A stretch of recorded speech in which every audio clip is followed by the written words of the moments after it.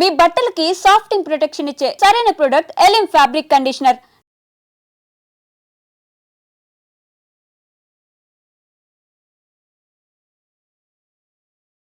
దాడులు మొదలైనప్పుడు ఏమైంది, ఇక మా వాళ్ళని ఎక్కడ పడితే అక్కడ ఇచ్చేయటం, ఇచ్చి కొట్టడం, చంపటం, ఇట్లాంటిగా దాడులు. పెళ్ళిళ్ళకి పిల్లగా మా మా మిలిటెంట్ను ఇక్కడ అక్క పెళ్ళి, ఆయన పేరు కిరణ్, ఆ పిల్లగాని తీసుకెళ్ళి నరికిండ్రు. పెళ్ళిళ్ళకే తీసుకెళ్ళిండ్రు.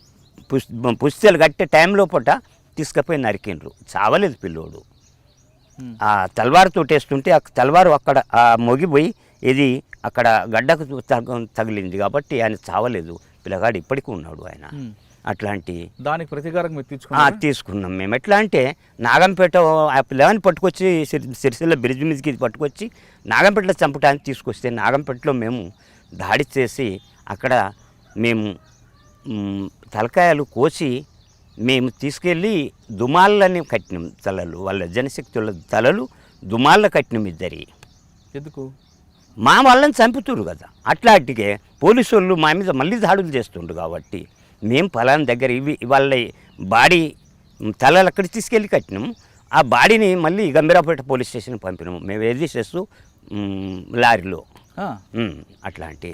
మరి పోలీసులు అనలేదా? పోలీసులు ఏమంటారు? పోలీసులు వాళ్ళు దమ్ముంటే రా, ఇక చూద్దాం, ఇక ఎట్లా యుద్ధమే చేస్తున్నాం కదా, మీరు ఇట్లా చంపుతా అట్లా చంపుతా అంటారు, వచ్చి ఒకసారి చూసుకుందాం మనం. అదే సమయంలో గంభీరాపేటలో పోలీస్కి నక్సల్స్ మధ్యన పెద్ద వార్ అని వచ్చింది.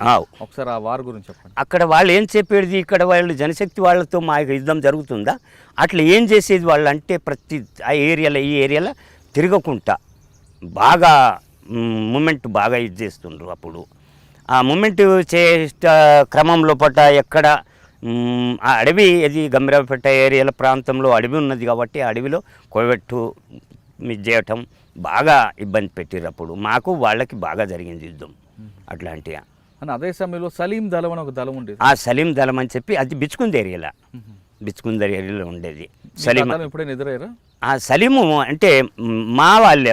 ఇట్లా బిచ్చుకుంద ఏరియాలో కూడా నేను బిచ్చుకుంద, దెగులూరు, మద్నూరు, కంకిటి, ఇట్లా నారాయణ ఖేడ్ దాకా తిరిగేది మేము అక్కడ బిచ్చుకుంద ఏరియాలో. ఆయన సలీం అనేట ఆయన అక్కడ ముస్లిమ్స్ ఎక్కువ ఉంటారు కాబట్టి ఆయన సలీం పేరు పెట్టుకున్నాడు. ఆయన ఒరిజినల్ పేరు ఆయన రాజన్న అని ఒరిజినల్ పేరు రాజన్న. ఆయన అయితే నేను హిమాము అని పేరు పెట్టుకున్నాను అక్కడ. ఎందుకంటే ఎక్కువ శాతం ముస్లిమ్స్ ఉంటారు అక్కడ. ఇక వేరే దగ్గర అంటే అక్కడ బట్టి అక్కడ ఏ జాతులు ఎవరు ఎక్కువ ఉంటారో వాళ్ళకు అనుకూలంగా పేర్లు మార్చుకోవాల్సిన అవసరాలు ఉంటాయి. ఎందుకంటే మా వాడు ముస్లిమ్స్ పేరుంటే మా వాడు అనే మంచి అనుబంధం ఏర్పడుతుంది. ఇట్లా అడవి ఆదిలాబాద్ సైడ్ పోతే అక్కడ రాజగొండు, మాడియాగొండు ఉంటుంది. మాడియాగొండు పేరు పెట్టుకుంటే అక్కడ రాజగొండు వాళ్ళ భార్యలు ఉంటారు కదా, వాళ్ళంతా అన్న అని పిలుస్తారు. మంచి దగ్గర. ఇక మాడియాగొండు పేరు పెట్టుకుంటే రాజగొండు వాళ్ళు అన్న అని పిలుస్తారు. మాడియాగొండు వాళ్ళ పేరు పెట్టుకుంటే వాళ్ళు అన్న ఎట్లా దగ్గర అయిపోతారు అన్నట్టు. వాళ్ళు అడవి జీవులు కాబట్టి బాగా దగ్గర అవుతారు. అట్లా ఇక్కడ మీరు సిర్నాపల్లి వచ్చిన తర్వాత మీరు చేసిన మెరుపు దాడులు కానీ కరువు దాడులు కానీ ఏమైనా గుర్తున్నాయి? ఉన్నాయి అన్న. ఇప్పుడు కరువు దాడులు చేయటము, ఇది పోలీసు వాళ్ళ మీదనే చాలా వరకు అటాక్ చేసినాం. పోలీసు వాళ్ళ అటాక్ చేసినప్పుడు సిరినపల్లి ఏరియాలో నేను ఉన్నప్పుడు ఇది చాలా నన్ను చంపాలని బాగా చేసిండు ఆయన. బాగా చేసిండంటే బాగా. ఇక అక్కడి నుంచి నేను ఇది గంగొడ్డు నడికూడ దాకా తిరిగేది. అక్కడ వరదాకా కూడా నడికూడ దాకా తిరిగినప్పుడు అక్కడ ఎన్నిసార్లు తప్పించుకున్నామో అన్నిసార్లు తప్పించుకున్నాం. ఏం చేయాలనో అది చేసిండు. ఆఖరికి మామిడిపల్లి ఎన్కౌంటర్లో మా 3 కామ్రేడ్స్ చనిపోయారు. ఇది జ్యోతి చనిపోయింది, అట్లాగే ఇంకో కామ్రేడ్ చనిపోయిండు. అట్లా చాలా ఇబ్బంది పెట్టారు అప్పుడు. అట్లా జ్యోతి ఒక చేన్లో ఉంటే ఆమెను చాలా చిత్రహింసలు పెట్టి చంపేపించిండ్రు. ఎవరు అట్లా గారి టైంలోనే మీరు కూడా ప్రతిదాడులు చేశారు. ప్రతి దాడులు చేసినాం వాళ్ళ మీద కూడా. పోలీసులు చంపారు కదా?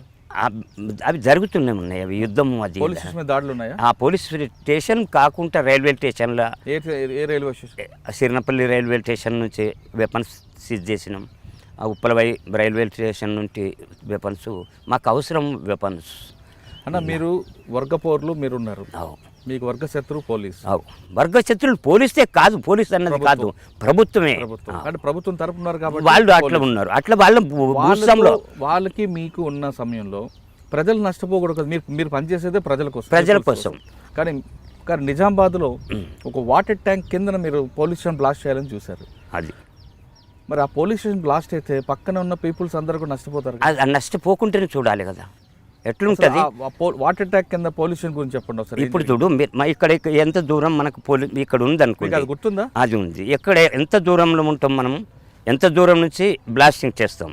బ్లాస్టింగ్ చేస్తే పక్క ఇంటికి కానీ పక్క వాళ్ళకి కానీ నష్టం జరగదు. దాని బ్లాస్టింగ్ ఎంత దూరం, అది ఎట్లా చేయాలా, ఏ రకంగా డైనమైట్ ఎట్లా పెట్టాలన్నది దాన్ని కొన్ని నిబంధనలతోటి పెట్టి ఉంటుంది. అది అట్లా పక్కిన్లు ఉన్నాయి అనుకోండి, లేకపోతే ఇక్కడ పోలీస్ స్టేషన్ ఉంది, లేకపోతే ఇక్కడ ట్యాంక్ ఇది ఉంది అనుకోండి, అక్కడ పెడితే ఏమవుతుంది, చెల్లా చెదురు కాకుండా దాన్ని ఏ రూపకంగా పెడితే మనకు అనుకూలంగా, కేవలం శత్రువు చనిపోవడం అనేది మీ లక్ష్యం. అది ఓకే.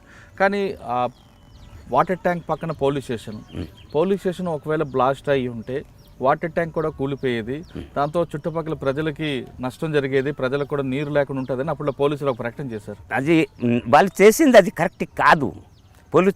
ఇప్పుడు మనం చేసేదే ప్రజల కోసం, చేసే ప్రతి అడుగు వేసేదే ప్రజల కోసం. ప్రజలే మన నిర్మాతలు. ప్రజలే మన నిర్మాతలు అయినప్పుడు వాళ్ళని మనం నష్టపెట్టినప్పుడు వాళ్ళు మమ్మల్ని ఎందుకు చేరదీస్తారు? పోలీసు వాళ్ళ నుండి ఎందుకు మమ్మల్ని ఇది చేస్తారు? వాళ్ళు పోలీసు వాళ్ళు ఇక్కడ పోలీసు వాళ్ళు వచ్చిందంటే అన్నా పోలీసు వాళ్ళు వచ్చిండే అని చెప్పి ప్రతి ఒక్కళ్ళు మాకెందుకు చెప్తారు? ఇక్కడ ముస్తవాద నుంచి వాళ్ళ జీబు వెళ్ళిందంటే వాళ్ళకన్నా ముందు, జీబు కన్నా ముందు మాకు వార్త అందుతుంది. కానీ అప్పట్లో కొంతమంది మావోయిస్టు పార్టీల పీపుల్స్ వార్ పార్టీలో కొంతమంది పోలీసులు కూడా సమాచారం అందించేవారు మీ మూమెంట్. అది ఎక్కడ కానీ ఇప్పుడు ఇట్లాంటి దుర్మార్గులు చాలా వరకు పనిచేస్తుంది. ఇట్లా కానీ కత్తులు కానీ ఇట్లాంటి వాళ్ళు చాలా పెద్ద దెబ్బ తీసిండ్రు వాళ్ళు. అట్లాంటి వాళ్ళ మీద పార్టీ చర్య తీసుకోలేదు. ఇక తీసుకున్నాడు అంటే క్రమంగా అది ఎప్పుడు ఎవరి అనుభవం రీత్యా వాళ్ళే పోతుంటారు. తీసుకుంటుంది పార్టీ, వెనకైనా ముందైనా అది ఖచ్చితంగా శిక్షిస్తుంది. ఇవాళ కాకుండా రేపైనా కానీ చనిపోయింది కానీ విప్లవం ఎప్పుడూ చావదు. అది ఖచ్చితంగా అది బరబ్బరు ఇది ఉంటుంది. ఇప్పుడు మనం మార్కెట్ శంకర్ విషయానికి వద్దాం. ఆయన సారథ్యంలో మీరు పనిచేశారు. మీరు ఆయన చేసిన కార్యక్రమాలు ఒకసారి, మంచి కార్యక్రమాలు ఏంటి, చెడు కార్యక్రమాలు ఏంటి? ఆయన అడవి భూములు కుట్టించటం, ఇది అక్కడున్న భూస్వాముల భూములన్నీ లాగి పేదలకు పంచటము, ఇట్లా గుడిసెలు వేసుకొని ఉండేవాళ్ళను ఇండ్లు కట్టుకునటం, ఇట్లా కొన్ని బాయిలు తవ్వించటం, ఇది లోను ఇప్పించి బాయిలు తవ్వించటం, కరెంట్లు పెట్టించడం, ఇట్లాంటి చాలా వరకు పనిచేశాడు ఆయన. ఇట్లా పోలీసులు రాకుండా ఇట్లా బాగా ఇబ్బంది. ఇట్లా మళ్ళీ ఇది గొర్రెలు మేకలకు పుల్లర తీసుకునేటి అవే అప్పుడు దాడులు, అవి మామూలు అట్లాంటివి ఇవి చేసేవాళ్ళం. అంటే ఆయన సారథ్యంలో మెరుపు దాడులు ఏమున్నాయా? ఆ మెరుపు దాడులు అంటే బ్లాస్టింగు, ఎక్కడ రామడుగు బ్లాస్టింగు అక్కడ జరిగింది. అట్లాగే మళ్ళీ మల్కాపూర్ ఫైరింగ్ ఒకటి జరిగింది. అట్లా ఇది మన బాన్స్వాడ ఏరియాలో ఇంకొక ఫైరింగ్ అక్కడ జరిగింది. ఆయనతో పాటు మీరు ఉన్నారు? ఆయనతో పాటు బాన్స్వాడ ఏరియాలో నేను లేను, కానీ రామడుగు ఏరియాలో ఉన్నా. నేను రామడుగు ఏరియా అంటే సిరినపల్లి ఏరియానే. రామడుగు ఫైరింగ్ గురించి ఒకసారి చెప్పండి. అయితే పోలీసు వాళ్ళు రావాలా, ప్రతి ఊరి మీద పడి కొట్టాల. అయితే ఏం చేసిందంటే బ్లాస్టింగ్ చేసినాం, జీబు పేలిపోయింది, శకరాలు ఎక్కడ పడిపోయినాయి. అయితే దాంట్లో ఉన్న వెపన్స్ తీసుకున్నాం, చనిపోయిండ్రు చాలామంది పోలీసు వాళ్ళు. అది కూడా మాకు బాధేసింది. ఎట్లా బాధేసింది, దాంట్లో పేదోళ్ళు ఉన్నారు, పేదవాళ్ళు పోలీసు వాళ్ళు ఏది కనీసం వాళ్లకు ఏది ఉపాధి కోసమే కదా డ్యూటీలకు చేరింది, వాళ్ళు ఉద్యోగంలో చేరింది అన్నది బాధేసింది. పోలీసు వాళ్ళు ఏమన్నారు, ఏ రకంగా ఉన్నారు వాళ్ళు, బాధపడుకుంటూ బతికి ఉన్న వాళ్ళను కాల్చి చంపిండ్రు అని చెప్పి పోలీసు వాళ్ళు ప్రకటన చేసారు. అది అవాస్తవం, అది కాదు. చనిపోయినరు, ఎక్కడోళ్ళు అక్కడ చనిపోయినరు, పోలీసు వాళ్ళు మాత్రం చనిపోయినరు.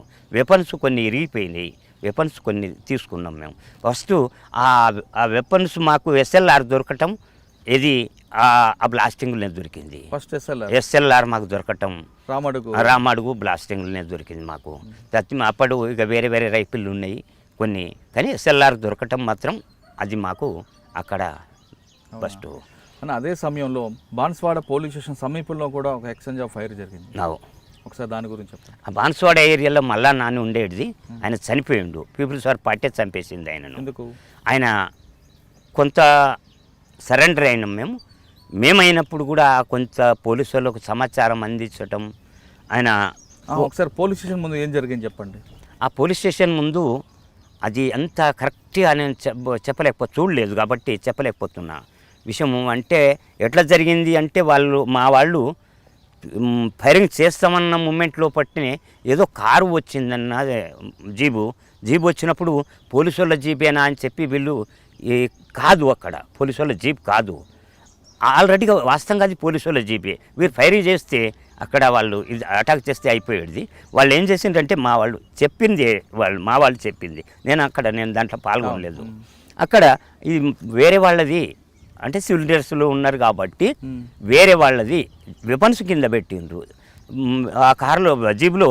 అప్పుడు జీబులే, కారులు లేకుండా జీబులే ఇట్లా మామూలుగా వచ్చేసారు వాళ్ళు. అంటే వీళ్ళు మామూలులే అని చెప్పి వెనక్కి తగ్గిపోయారు మా వాళ్ళు అన్నది చెప్పింది విషయం అది అట్లా. కానీ తర్వాత ఒక సంఘటనలో పోలీస్ స్టేషన్ సమీపంలోనే దాదాపు 1 గంట సేపు జరిగిందండి. మీరు దాంట్లో ఉన్నారా? దాంట్లో లేను నేను. ఎక్కడ? అది బాన్స్వాడ పోలీస్ లేదు, ఆ ఏరియాలో నేను అప్పుడు ఆ దాడి లేను. సరే, ఆ దళ కమాండర్ని ఎందుకు చెప్పారు మల్లన్న? ఆయన కొన్ని తప్పుడు పనులు కూడా చేసిండు. ఆయన భార్య ఉండంగా దళంలో ఇంకో ఆమెను చేసుకున్నాడు వేరే. వాళ్ళ భార్య రానన్నది దళంలో, బహుభార్య ఇద్దరు రెండో భార్య. అయితే రానన్నది ఆమె, పెళ్ళి ఆమె రానన్నప్పుడు కూడా ఆమెను ఎట్నో కన్విన్స్ చేసి అనేది తీసుకోవాలి, లేకపోతే ఆమెకు విడాకులు చేయాలి. అది ధర్మం. విడాకులు చేయకుండా ఇంకో అమ్మాయిని ఈయన ఇది చేసిండు. చేసినప్పుడు ఏమైంది, ఆ అమ్మాయి ఈయన సరెండర్ అయినాక ఇంకో అమ్మాయితో ఇట్లా పెట్టుకున్నాడు. ఇది ఇట్లా అట్లాంటి అప్పుడు కొన్ని పోలీసు వాళ్ళకు కూడా ఇన్ఫర్మేషన్ ఇచ్చడం జరిగింది. ఆయన సరెండర్ అయినాక నీ దారేదో నువ్వు ఉండాలా, ఎవరు బతికేదో వాళ్ళు బతకాలా. నువ్వు మళ్ళీ నీ చేత కాకపోతే బయటకు వచ్చేసినావు, కానీ చెడు తలపెట్టొద్దు కదా. ఇప్పుడు చెడు తలపెట్టిండు కాబట్టి చనిపోయింది ఆయన. పార్టీ అంటే ప్రజాకోర్టులో శిక్షించిందా లేదా డైరెక్ట్? లేదు, ప్రజాకోర్టులో శిక్షించింది. సొంత ఊర్లో కూడా మీటింగ్ పెట్టి చెప్పింది. నిజామాబాద్లో చంద్రశేఖర్ కాలనీ చంపేసింది ఆయనను. ఇప్పుడు ఎవరు ఎస్పీ? అప్పుడు మీననే ఉండే. నిజామాబాద్లో చంద్రశేఖర్ కాలనీలో ఆయన్ని చంపారు. అప్పుడు ఆ ఎస్పీ ఆర్పి మీనా గారు తర్వాత అప్పుడు మీనా లేరు. మీనా గారు కాదు, ఆయన ఆర్పి మీనా గారు తర్వాత మహేందర్ రెడ్డి గారు వచ్చారు. మహేందర్ రెడ్డి పోయినాక మళ్ళీ ఆయన ఉత్తరప్రదేశ్ సత్యనారాయణ స్వామి అని ఎస్పీ గారు ఉండే. సత్యనారాయణ స్వామి అని ఎస్పీ గారు ఉండే. వాళ్ళు మోచి అంటే వాళ్ళు ఇది చెప్పులు కుట్టే వాళ్ళు ఉంటారు చూడు, ఆయన. కానీ చాలా మంచి వ్యక్తి ఉండేది ఆయన. అంటే మీరు ఆర్పి మీనా గారిని చూసారు, మహేందర్ రెడ్డి గారిని చూసారు, సత్యనారాయణ గారు చూసారు, ఎవరిని చూసారు? అంటే ఇప్పుడు అంతకుముందు వ్యాసు అనేది ఇక్కడ కామెడీలో చనిపోయిండే. అట్లా అంతకుముందు అతని పేరు తెలియదు, సిక్కు ఉండేది. అంటే మీరు చూసిన ఎస్పీలో ఎవరు మంచి వాళ్ళు మీకు? అంటే సత్యనారాయణ స్వామి చాలా మంచి వ్యక్తి. అంటే కొంచెం ఆయన లెక్క ఎట్లా ఉండేదంటే పేదోళ్ళని అట్లాంటిగా ఏదన్నా కరెక్ట్ ఉంటేనే ఆయన ఇది చేసేది. ఆయన ఆయంలో మాత్రం ఎన్కౌంటర్ ఏవి జరగలేదు. ఒక పడకలో ఎన్కౌంటర్ జరిగింది. ఆయన ఆయంలో. కానీ అంతకాలం ఉన్నాడు, కానీ ఎక్కడ ఆయన వాస్తవంగా చెప్పానంటే ఆయన అంత పెద్ద ఏం కాలేదు, అంత క్రూరంగా ప్రవర్తించలేదు, బాగా క్రూరంగా ప్రవర్తించేది. అట్లా నేను ఇక్కడి నుంచి మళ్ళీ నల్లవల్లకి వెళ్ళిపోయినప్పుడు గుంటూరు జిల్లాకు వచ్చిండే ఆయన నన్ను చంపాలని. అక్కడ కూడా చిక్కలేను నేను నల్లవల్ల అడవులలో. నేను ఇక్కడ మాట్లాడదాం. ఇక్కడ మీరు కొంతకాలం చంద్రశేఖర్ గారు ఇష్యూ అయిన తర్వాత మార్కండే శంకర్ వచ్చారు. ఆయన టైంలో కొన్ని కరువు దాడులు చేశారు. కొన్ని ఆపరేషన్లు కూడా మిలిటరీ ఆపరేషన్ కూడా జరిగినట్టున్నాయి.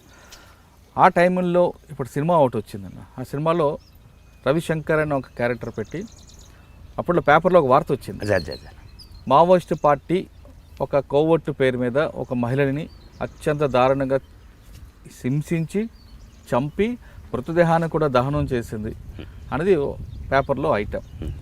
అన్న ఆమె వచ్చి అంటే ఆమె ఎవరు ఏంటో ఒకసారి చెప్పండి. ఆమె సరళ అనేట ఆమె ఎక్కడికి వచ్చింది ఏంటిది అనేది మాకు ముందు తెలియదు. గంగన్న చెల్లెలు అని చెప్పి వచ్చిందనంగా ఇక్కడ ఉన్న మిలిటెంట్లు ఏం చేసిర్రు ఆమె అంటే ఎవరు? నేను అట్లా చెల్లెలు అని వచ్చినప్పుడు ఏ ఊరికి వచ్చేది ఆవిడ? సిరినపల్లిలో రైల్వే స్టేషన్లు దిగి ఇట్లా గంగన్న చెల్లెలు అని చెప్పుకున్నప్పుడు మా వాళ్ళు ఏం చేసారు, మిలిటెంట్లు ఉంటారు కదా గ్రామాలలో, ఆమెను చాలా జాగ్రత్తగా ఉంచారు. జాగ్రత్తగా ఉంచి అక్కడ బీడీలు చేసే అక్కలతోటే ఆమెను అక్కడనే ఉంచారు. ఉంచిన క్రమంలో పట్ట మా దళము తిరిగి నెల వరకు మళ్ళీ సిరినపల్లి ఏరియాకు వచ్చింది. సిరినపల్లి ఏరియాకు వచ్చినప్పుడు ఆమె మీ చెల్లెలు వచ్చింది అని చెప్పి మాకు చెప్పిండ్రు. అంటే మేము లోలం ఎల్లడిపల్లె అక్కడి నుంచి వచ్చే వరకే మాకు వార్త అందింది. ఇట్లా మా చెల్లెలు ఎందుకు వస్తారా ఇక్కడికి, ఎవరు లేరు, మా చెల్లెలు లేరు, ఎవరు లేరు, నేను ఉన్నోని ఒక్కొని అని చెప్పింది. నేను మా చెల్లెలు వాస్తవంగా ఉన్నారు కానీ అలాగే చెప్పడం మాత్రం ఇట్లా చెప్పినాక ఆమె మేము ఎక్కడ అక్కడ రామ్ సాగర్ అనే ఒక తండా ఉంటుంది. అక్కడ సిరినపల్లి ఊరి దగ్గర రామ్ సాగర్ అనే తండా ఉంటుంది. ఆ తండలో అక్కడ మేము మీటింగ్ పెట్టి మాట్లాడి పాటలు పాడి అక్కడ కూర్చొని మాట్లాడుతున్నాం. ఆమెను తీసుకురమ్మని చెప్పి అంతట్లో శంకర్ వచ్చిండు. 2 రోజుల ముందు వచ్చిండు ఆయన. వచ్చినప్పుడు ఇట్లా వచ్చిందంటే ఎవరు ఏంటిది అంటే తీసుకురమ్మన్నాడు. తీసుకురమ్మని ఆ తండలో ఆమెను ఉంచిండ్రు. తండలో ఉంచినప్పుడు ఇదే తండలనే ఉన్నాం మేము. అక్కడ గుట్ట దగ్గరనే తండ ఉంటుంది. తండ ఉన్నాక నిన్ను ఎవరు పంపిరు, ఏ ఊరు, ఇది అది అని చాలా అడిగిండు. ఆయన్నే అడిగినప్పుడు నేను పార్టీలకి వచ్చిన, నేను ఇట్లా పార్టీ మూమెంట్ చూసి ఇట్లా ఈ పోరాటాలను చూసి పేపర్లో చూసి వచ్చిందని చెప్పింది. అది కరెక్ట్ కాదు అని చెప్పి తను మాట్లాడినప్పుడు ఏమైంది అంటే ఈమె ట్రావెలింగ్ చేసిన ఇక్కడ గుర్తులు కనిపించినాయి ఆయనకు. ఇక్కడ ఇవి మనం ట్రావెలింగ్ చేస్తాం కదా, ట్రావెలింగ్ చేసినప్పుడు ఏమవుతుంది, ఇక్కడ కాయలు కాస్తుంటాయి, ఈ మోకాలు కానీ ఇక్కడ కానీ కాయలు కాస్తుంటాయి. ఎందుకు ట్రావెలింగ్ చేసినప్పుడు ఎట్లుంటుందంటే భూమి మీద మనం రోలింగ్ కానీ ట్రావెలింగ్ చేసి కానీ ఇట్లా చేసినప్పుడు కొంత ఇట్లా ఉంటాయి అన్నమాట. ఈమె అప్పుడే డౌట్ పట్టిండు ఆయన. డౌట్ పట్టినాక మీరు ఎవరు పంపిండ్రు ఏంటిదంటే అప్పుడు సిబిసిఐడి వాళ్ళు, ఇంటెలిజెన్స్ వాళ్ళు ఇది నారాయణ అనే పేరు చెప్పింది ఆమె. ఆల్రెడీగా చెప్పింది. నేను చెప్పకపోతే చంపేస్తా అన్నాడు. ఎవరు? శంకర్. తండల్ని అక్కడనే తండా ఉన్నది. అక్కడ కనీసం అంటే ఒక 50-60 మంది ఉన్నారు అక్కడ, లేడీసు జెంట్సు. అక్కడనే అన్నం తిని అక్కడనే మాట్లాడినాం మేము. అంటే మీ పేరు ఎలా తెలిసింది ఆవిడకి? గంగన్న చెల్లెలు అంటే పేపర్లో పడుతుంటుంది కదా. గంగన్న చెల్లెలు అని చెప్పుకొని రావాల్సిన అవసరం ఎందుకు వచ్చింది? ఇక ఎట్లా తెలియదు మాకు. ఆమెది ఎక్కడ ఏంటిది అనేది తెలియదు. మేము అడిగినాం, నువ్వు ఎట్లా వచ్చినావు, ఎక్కడ వచ్చినావు అంటే పార్టీ మూమెంటు. నేను పేపర్ కటింగ్ కూడా ఉన్నది ఆమె దగ్గర. పేపర్ కటింగ్ కూడా చూసినాం మేము. పేపర్ కటింగ్ నా ఫోటోతో సహా పేపర్లు వేసినప్పుడు ఆ పేపర్ కటింగ్ కూడా ఉన్నది ఆమె దగ్గర. చూసింది మేము చూసిన విషయం అది. అట్లాగే అయితే ఆయన దగ్గర 9mm పిస్టోల్ ఉన్నది. ఆ 9mm పిస్టోల్ ఆటోమేటిక్గా పెట్టుకున్నాడు ఆయన. ఎప్పుడు ఆటోమేటిక్లో పెట్టాడు ఆయన. అక్కడ నుంచి ఆయన లేచిండంటే ఆటోమేటిక్గానే ఉండేది. రైఫిల్ కానీ పిస్టోల్ కానీ ఏదైనా హఠాత్తుగా ఏదైనా దాడి చేయటం కానీ ఏదైనా జరిగినప్పుడు కూడా. అట్లాంటి టైంలో పూట ఆయన చంపేస్తా అని ఇట్లా అన్నాడు. ఇది పిస్టోల్. ఆ పిస్టోల్ అనే వరకల్లా ఏమైంది, ఆమె ఇట్లా చేయి పట్టేసింది. ఇట్లా పట్టేసే వరకల్లా ఇది టిగ్గర్ మీద వెళ్ళబడ్డది. ఆటోమేటిక్గా బుల్లెట్లు పోయినాయి, చనిపోయింది. ఇక పోలీసు వాళ్ళు ఏం చెప్పిండ్రు, ఆమెను రేప్ చేసిండ్రు, ఆమెను అనుభవించిండ్రు, ఇట్లాంటివి ఎన్నో రకాలు చెప్పిండ్రు. అది కరెక్ట్ కాదు. ఆయన కూడా ఆమెను ఒక లెక్క ప్రకారమే అడిగిండు. ఆ లెక్క ప్రకారం ఆమె పిస్టోల్ ఇట్లా చేయందుకోకపోతే ఏం కాకపోతుండే కూడా. వాళ్ళ తల్లిదండ్రి వెనకసిరి వచ్చి అక్కడ కూడా అందరినీ. ఎవరి సమక్షంలో జరిగింది ఇదంతా శంకర్ సమక్షంలో జరిగింది. అక్కడ 60-70 మంది ఇప్పటికి కూడా మీరు ఇంటర్వ్యూ తీసుకోవచ్చు. అbu ఏది తండ, అక్కడ ఊరు కాదు అది తండ. 60-70 ఇండ్లు ఉంటాయి దాదాపున. అక్కడ జనాలంతా ఉన్నారు. అక్కడ మీరు కావాల్సి ఉంటే అక్కడ సిరినపల్లి ఏరియా ఇప్పుడు దళం అయితే లేదు కదా, అవును. ఇప్పుడు మీరు పోయి ఈ సిరినపల్లి ఏరియాలో రామ్సాగర్ తండాల మీరు ఇంటర్వ్యూ కూడా తీసుకోవచ్చు. అన్న చనిపోయిన తర్వాత మృతదేహాన్ని ఏం ఆ చేసి మృతదేహాన్ని మేము దానం చేసినామన్న.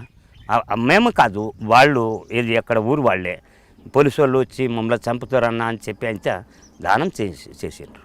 అది వాస్తవం. దహనం చేసిన తర్వాత మరి పేపర్ స్టేట్మెంట్ ఎందుకు ఇచ్చారన్న? కోవర్ట్గా పంపించినందుకే మేమే దహనం చేసామని.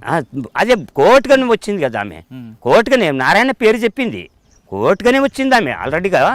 మాకు ఎట్లా నిర్ధారణ ఏది అవుతుంది అంటే ఇప్పుడు చూడండి, ఒక ఆమె ఎట్లా వచ్చింది, నేను నల్లవల్ల అడవులు ఉన్నా, అనుపు అనే ఊరు ఉంటుంది, భీములా అనేటైనా హెడ్ క్వార్టర్ నుండి రైఫిల్ ఎత్తుకొని పోయిండు.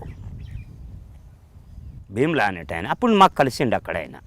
ఆయన కనీసం అంటే 3 భార్యలు చేసుకున్నాడు. ఆయన కోర్టు నుంచి రైఫిల్ తీసుకొని హెడ్ క్వార్టర్ నుంచి రైఫిల్ తీసుకొని నల్లవల్ల అడవుల్లో తిరిగేటప్పుడు 3 భార్యలు చేసుకున్నాడు. ఆయన 3 పిల్లలు చేసుకున్నాడు.